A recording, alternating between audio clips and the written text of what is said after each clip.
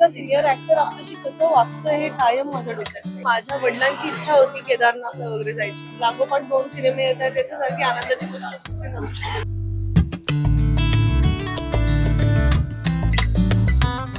ओले आले सिनेमा नुकताच प्रदर्शित झालाय आणि त्या सिनेमाची सर्वत्र प्रचंड चर्चा सुरू आहे. आणि या सिनेमाची अभिनेत्री सायली संजीव माझ्यासोबत आहे. सायली, सगळ्यात पहिलं या वर्षाची पहिली फिल्म असली तरी गेली 3-4 महिन्यातली दुसरी फिल्म आहे. सिद्धार्थ सोबतची दुसरी फिल्म. तो अनुभव कसा होता सिद्धार्थ? फारच ब्रिलियंट. आणि आपल्या जवळच्या मित्राबरोबर आपले लागोपाठ 2 सिनेमे येत आहेत, त्याच्यासारखी आनंदाची गोष्ट दुसरी नसू शकते मला असं वाटतं.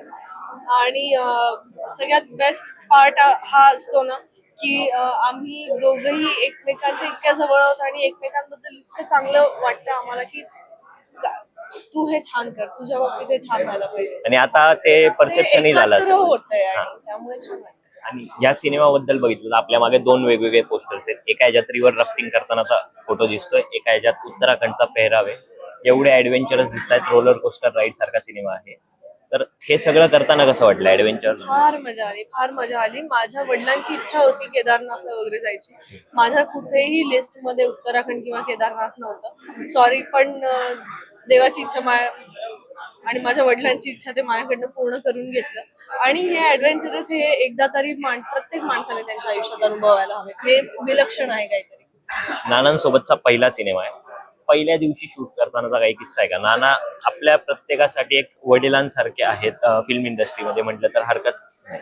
तर त्यांच्यासोबत सीन करताना, पहिला सीन करताना किंवा काहीच किस्सा नाहीये माझ्याकडे. कारण एक अनुभवच आहे, एक प्रसंगच आहे की त्यांनी इतकं आम्हाला आपलंसं करून घेतलं की काही असं घडलंच नाही, काही दडपणच आलं नाही. एका पॉइंट नंतर पहिल्या सीनला सुद्धा काही दडपण नव्हतं. कारण ते म्हणाले की खूप छान करताय तुम्ही, मस्त करतेस काम तू. झालं आमचं तिथेच सगळं, भीती आमची गेली.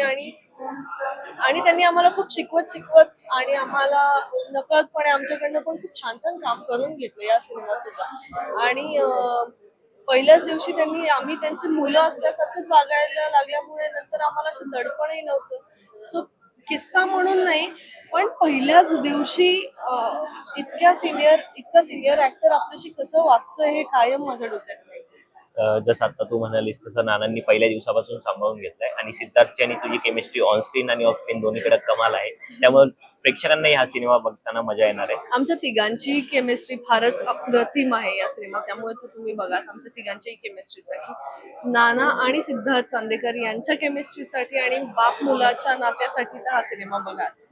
नक्कीच तुझ्या आवाहनानंतर प्रेक्षक सिनेमागृहात येऊन हा सिनेमा बघतील अशा शुभेच्छा देतो. संपूर्ण तुला आणि संपूर्ण टीमला शुभेच्छा. धन्यवाद. Thank you so much.